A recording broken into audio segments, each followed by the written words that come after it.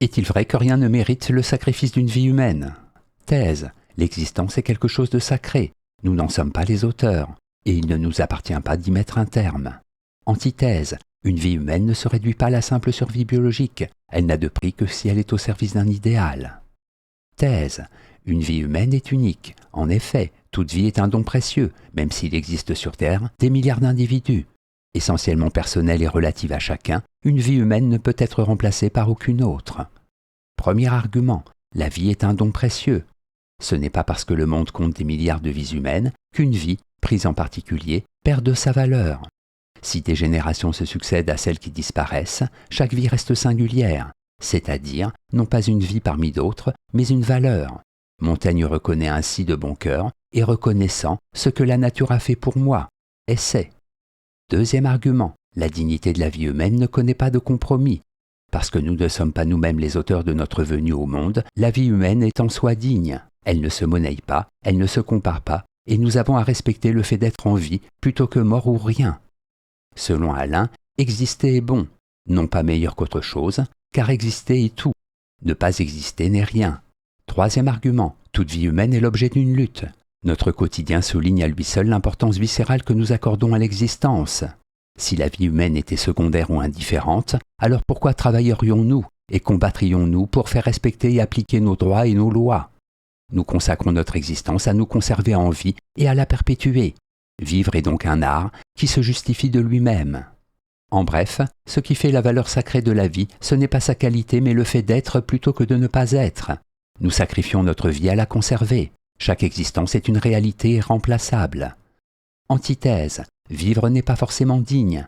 En effet, la vie pour la vie n'a pas de sens si elle est mal vécue ou devient insupportable. Il revient à chacun d'estimer si le poids de sa souffrance est tolérable ou non. Alors le sacrifice peut redonner un sens à la vie. Premier argument, défendre la vie humaine est une abstraction. Ce dont il s'agit en réalité, ce n'est pas de la vie humaine, mais de vies humaines, qui ne sont pas forcément désirables. Pour Sénèque, le suicide d'un homme peut être justifié à ses yeux. Sitôt que la fortune lui est devenue suspecte, c'est parce que la vie ne nous retient pas que nous sommes libres de disposer d'elle. Deuxième argument, la vie humaine est impersonnelle. Notre attachement à l'existence ne tient qu'à notre affectivité, car la réalité, le monde, sont impersonnels et indifférents au fait que nous vivions ou non. C'est l'homme qui fait de la vie une valeur sacrée. En soi, elle n'est rien. Selon Sartre, l'homme est une passion inutile. Jailli du néant et destiné à y retourner, on s'attache à une vie qui ne dure pas. Troisième argument, la vie est ce que nous en faisons. Si la vie humaine se distingue de la simple survie, la vie ne trouve son sens qu'au service d'une cause ou d'un engagement. Ainsi, je me distingue de l'esclave en ne subissant pas la dégradation que provoque en moi une grave maladie, ou bien la tyrannie d'un despote, ou en me sacrifiant pour la patrie. Le refus de vivre en nous soustrayant à un mal peut alors être un acte de liberté. En bref, nous sommes d'autant plus libres de sacrifier notre vie à une cause ou à un idéal que la vie ne nous retient pas. Au nom de la dignité, on peut vouloir sacrifier une vie humaine. Synthèse. Il n'est ni vrai ni faux de penser que rien ne mérite le sacrifice d'une vie humaine. S'il est moralement préférable de vivre, il n'est pas nécessairement absurde de sacrifier sa vie à une cause que l'on estime juste, ni non plus d'estimer que la vie est un don sacré qui ne se refuse pas. Le dilemme qui se pose est plus existentiel que philosophique. Il consiste à se demander, mais sur quels critères, si la cause pour laquelle la vie humaine se sacrifie est bonne ou non. Qui en décide? La société ou l'individu?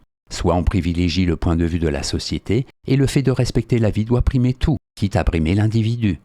Soit on privilégie le point de vue personnel, d'un ou de plusieurs individus, et alors bien vivre l'emporte sur le simple fait d'être en vie. Dans les deux cas, un sacrifice doit être fait. Ce débat tombe en tout cas sous le joug d'un tabou qui est à l'origine de l'existence de la société, à savoir l'interdiction du suicide.